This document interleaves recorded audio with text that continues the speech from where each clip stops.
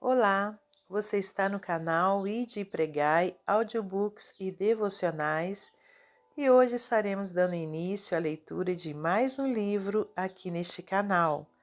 Visite as nossas playlists para você conhecer os outros livros que já lemos aqui para a sua edificação. Aqui temos somente livros cristãos que trazem paz e ensinamentos ao nosso coração. Estaremos então iniciando a leitura do livro A Oração da Vitória, de Beth Moore. Introdução. Aproveite para se inscrever no nosso canal e deixar o seu like para nos ajudar no crescimento dele. Enquanto eu viver, acho que jamais conseguirei compreender o motivo pelo qual Deus me concedeu a extraordinária alegria de servi-lo por meio de um ministério de tempo integral. O Senhor sabe que não sou digna dessa honra. Minha vida inteira tem sido resultado da misericórdia divina. Sinto-me cada vez mais fascinada por ter recebido a salvação e por descobrir o privilégio incomparável de conhecer e amar a Deus.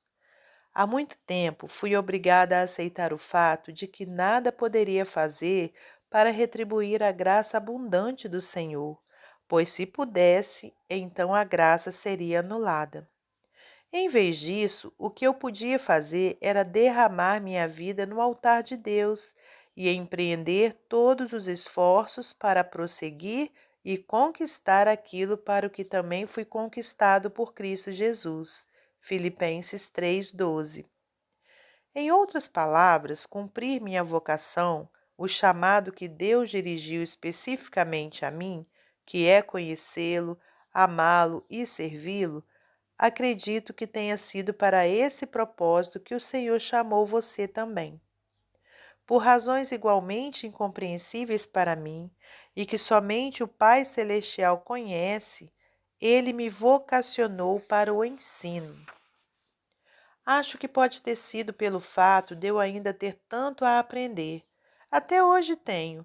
Para falar a verdade, quanto mais aprendo, mais percebo que nada sei, mas tenho muita sede de conhecer cada vez mais. Por várias vezes me perguntaram como pode um cristão ou uma cristã saber se Deus deu a ele ou a ela o dom do ensino. Acredito que já deparei com pelo menos uma possibilidade.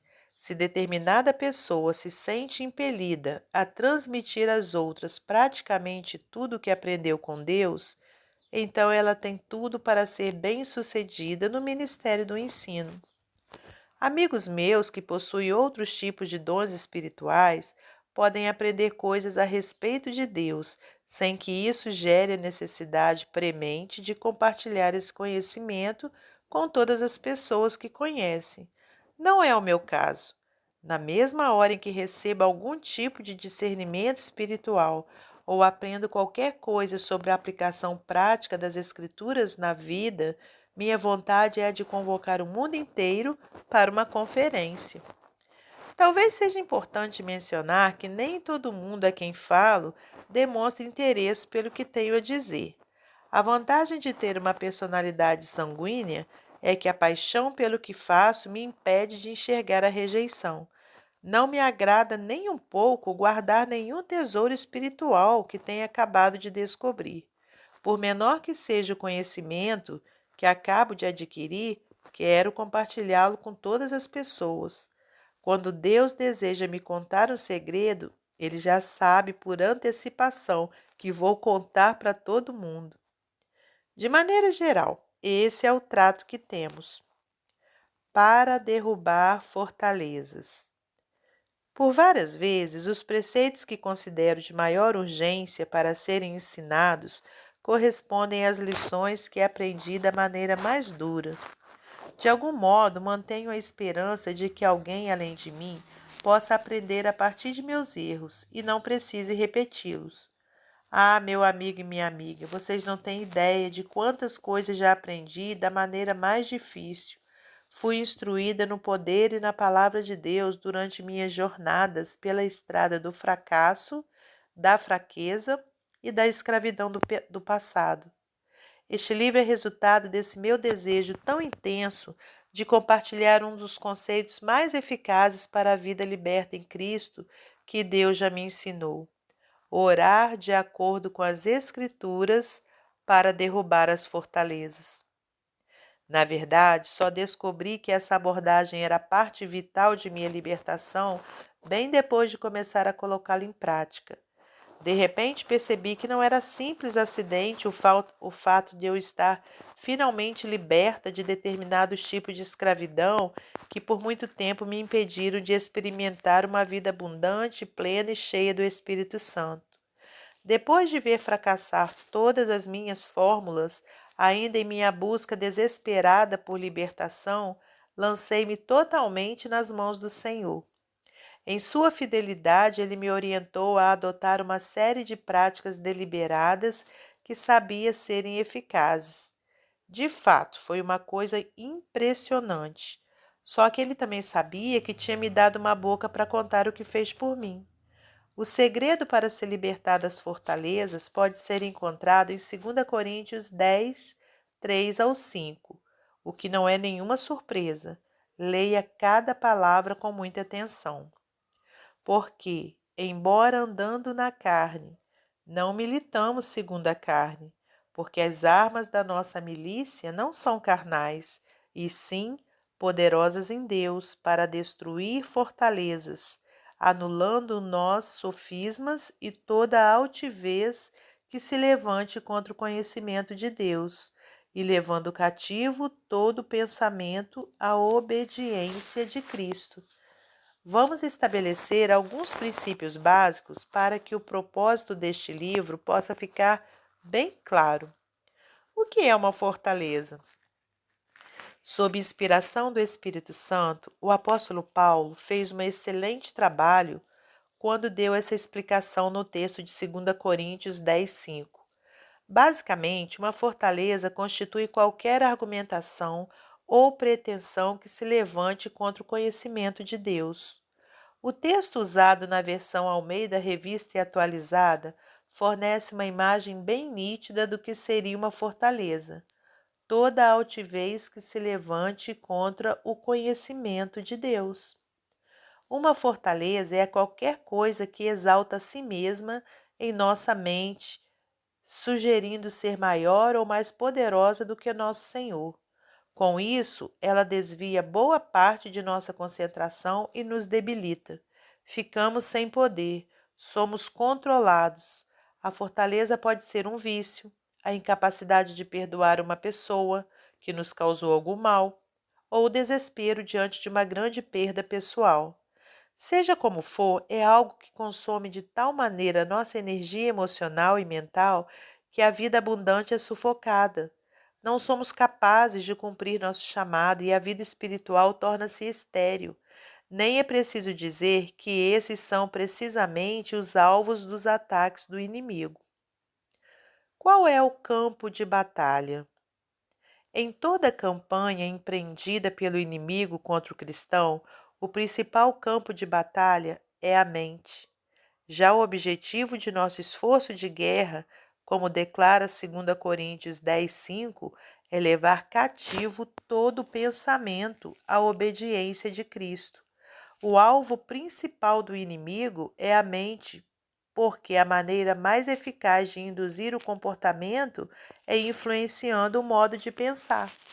A mente é o centro de controle de todo o nosso ser. O inimigo sabe muito melhor que nós como Deus é maior e mais poderoso do que qualquer coisa que se imagine. É por esse motivo que todas as coisas que se exaltam em nossa mente constituem o que a Bíblia chama de altivez. Satanás é o enganador. A única coisa que ele pode fazer é fingir, pois perdeu todo e qualquer direito de exercer autoridade sobre a vida dos que creem, quando Cristo, despojando os principados e as potestades, publicamente os expôs ao desprezo, triunfando deles na cruz. Colossenses 2,15. Infelizmente, Satanás é muito habilidoso no que faz, já que adquiriu muita experiência. Ele apresenta seus enganos e é muito eficiente quando precisa fingir para nos convencer. Mas repita comigo: nada é maior ou mais poderoso do que Deus. Absolutamente nada, nem mesmo o vício mais escravizante ou a maior raiva do mundo.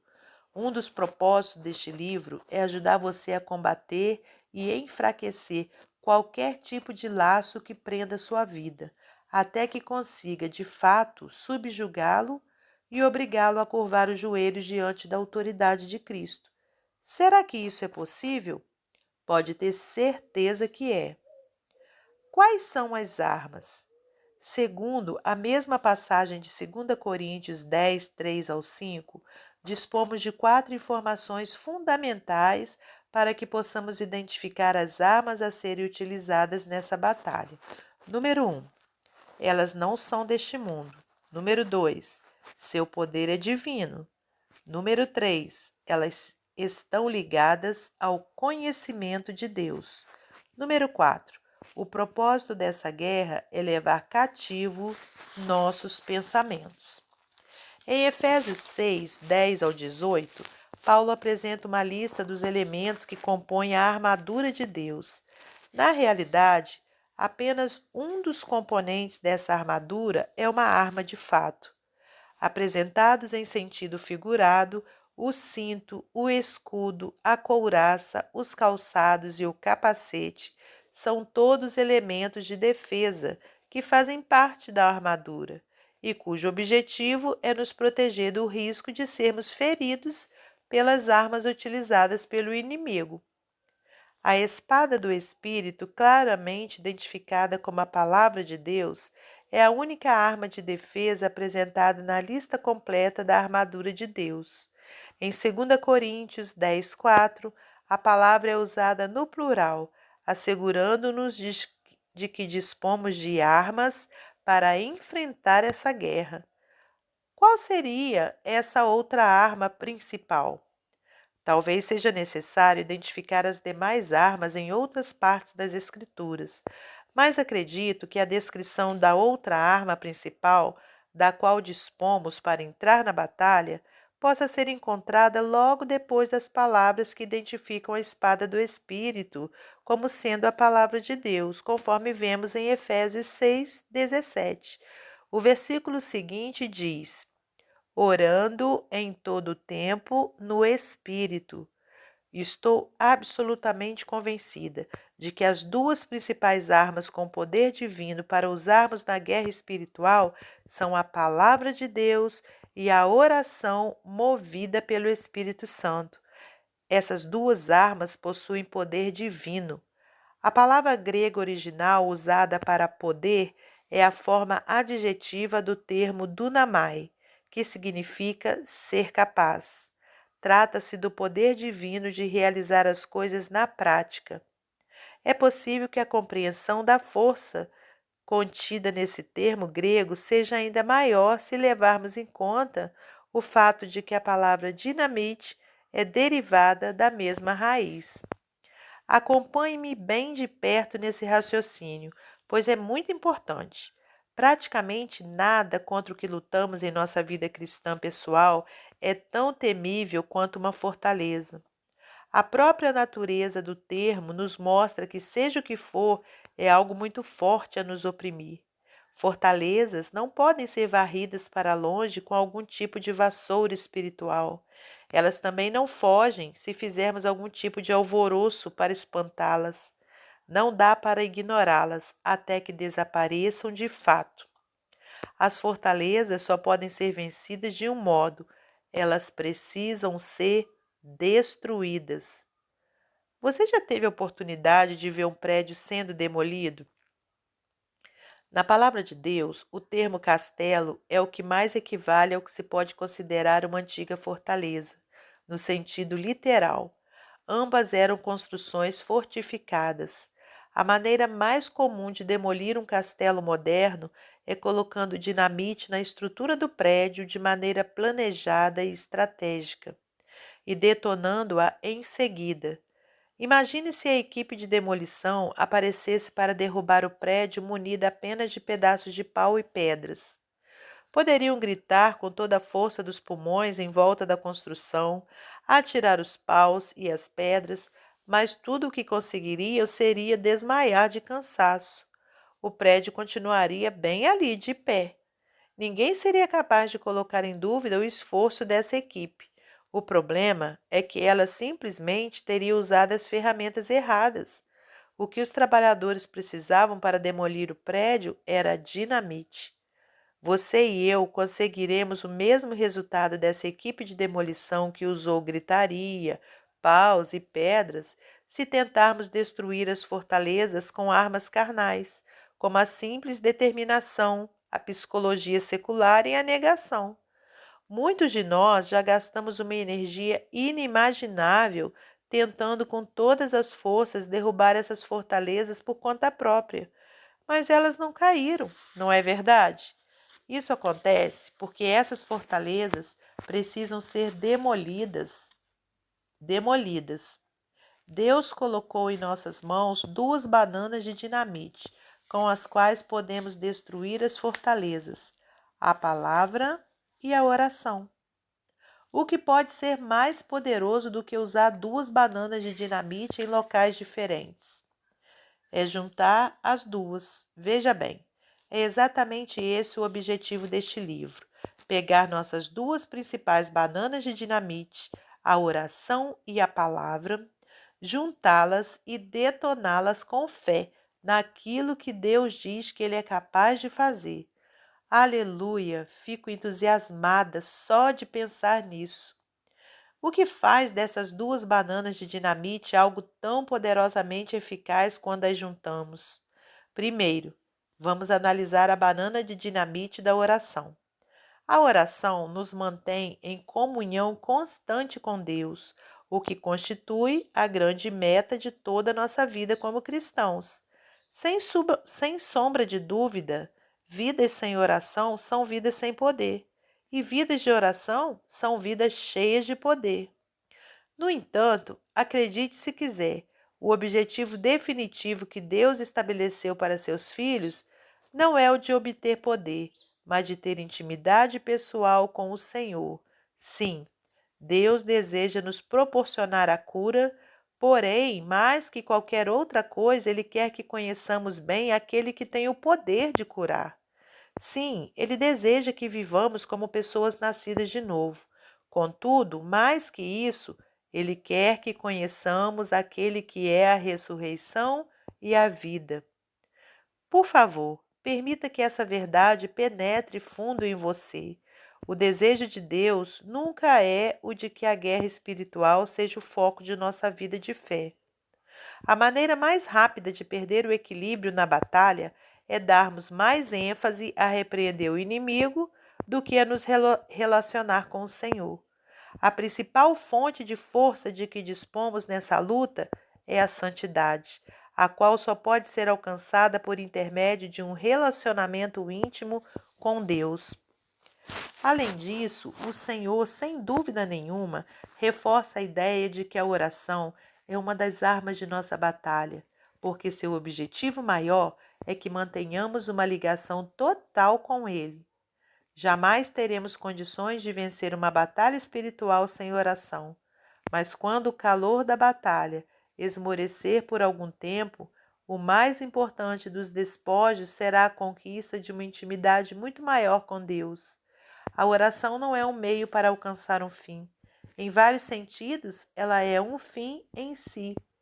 Assim, o que faz da palavra uma banana de dinamite tão poderosa capaz de demolir fortalezas.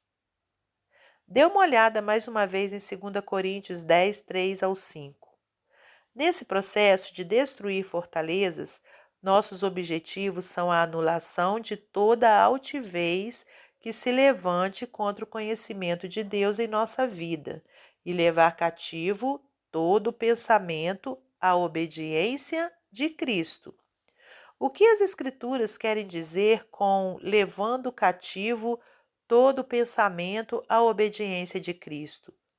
Aqui está o segredo que finalmente consegui discernir depois de muitos meses de estudo sobre esses versículos.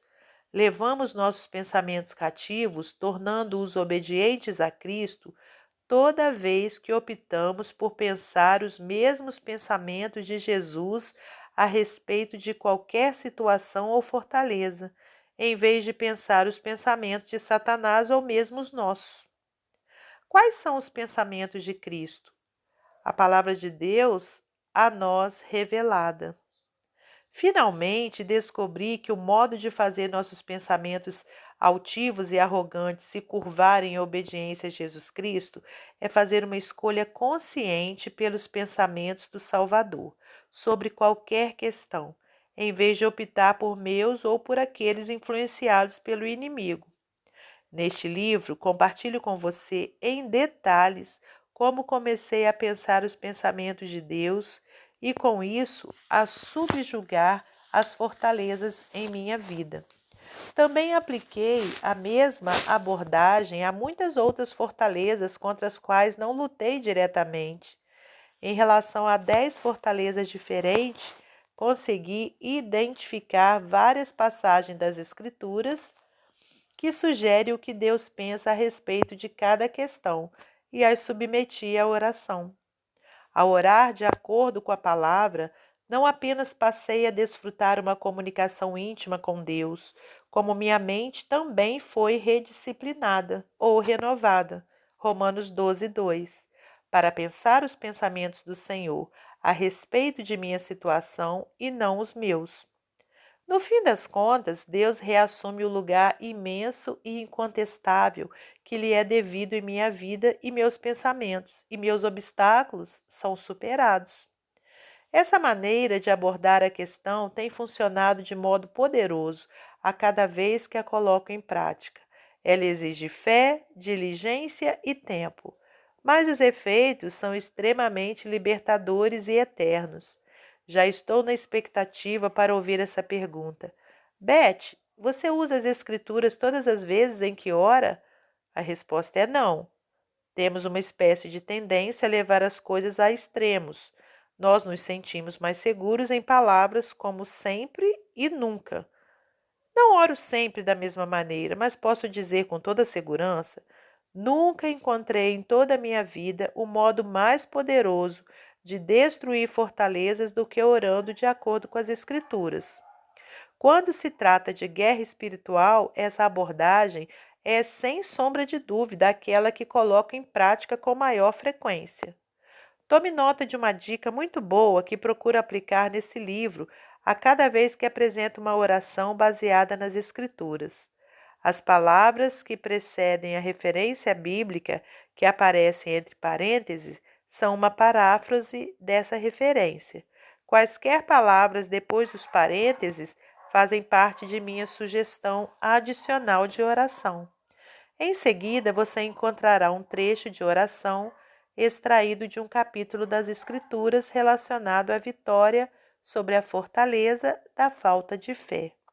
Senhor, teu Espírito afirma de maneira clara que nos últimos tempos alguns abandonarão a fé e seguirão espíritos enganadores e ensinos de demônios. 1 Timóteo 4:1. Por favor, ajuda-me a discernir todo tipo de ensino enganoso. Ajuda-me a nunca abandonar a fé para seguir uma mentira. Além das orações baseadas nas Escrituras, incluí outras citações de encorajamento relacionadas a cada tópico dos capítulos. Se a citação não aparece com identificação, é porque ela é de minha autoria. Caso contrário, há uma referência ao autor da citação. Por favor, ouça o que digo de coração nesse momento. Quando concluímos esta parte do livro, a última coisa que desejo fazer é tentar convencer as pessoas de que sou um exemplo a ser seguido. Lembre-se de que nosso objetivo aqui é aprender a impedir que qualquer coisa ou pessoa além de Cristo seja exaltada em nossa mente. Sou apenas uma companheira sua nessa jornada. Já cometi muitos erros e aprendi várias lições muito duras. Por favor, entenda bem qual é a minha intenção. Não pense que lhe estou sugerindo o uso de alguma fórmula que eu tenha inventado. Não se trata disso. de todo o meu coração. Acredito que essa seja uma das maneiras de Deus tratar a questão. Este livro tem tudo a ver com o Senhor e com as armas divinas que ele nos deu para destruir as fortalezas. Se posso dizer que sou exemplo de alguma coisa, é de uma vida que aprendeu com os fracassos, vida abundante, e sou prova viva de que Deus pode libertar qualquer pessoa. Estaremos dando continuidade no nosso próximo encontro à introdução, pois ela é extensa e o vídeo ficará muito longo. Até lá, então. Que Deus lhe abençoe. Aproveite e deixe seu like para nos ajudar aqui no crescimento do canal.